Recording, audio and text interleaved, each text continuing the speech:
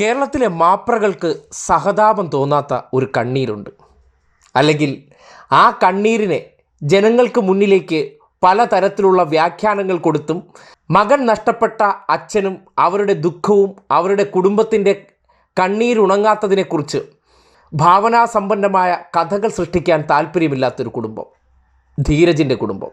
കഴിഞ്ഞ ദിവസം ധീരജിനെ കുത്തിയ കത്തി അത് അറബിക്കടലിൽ എറിഞ്ഞിട്ടില്ല എന്ന മുദ്രാവാക്യം ധീരജിൻ്റെ വീടിനടുത്ത്, അതും കോൺഗ്രസ് കുടുംബാംഗങ്ങളായിട്ടുകൂടി യൂത്ത് കോൺഗ്രസ്സുകാരന്മാർ ആ മുദ്രാവാക്യം വിളിച്ചപ്പോൾ വീണ്ടും അടക്കിപ്പിടിച്ചിരുന്ന കണ്ണീർ അണപൊട്ടി ഒഴുകിയിട്ടുണ്ട് ധീരജിൻ്റെ പിതാവിൻ്റെ. കേട്ടിരുന്നു. ഞങ്ങൾക്ക് സഹിക്കാവുന്നതിലും അപ്പുറമാണ്. 3.5 വർഷം കൊണ്ട് ഞങ്ങൾ അനുഭവിക്കുന്ന വേദന, സങ്കടം, ദുഃഖം, അതിനെ ഒന്നുകൂടി ആളിക്കത്തിക്കുന്ന രീതിയിലുള്ള പ്രകടനവുമായിരുന്നു അവർ നടത്തിയത്. ധീരജിനെ കുത്തിയ കത്തി അറബിക്കടലിൽ ഞങ്ങൾ ഒഴുക്കിയിട്ടില്ല.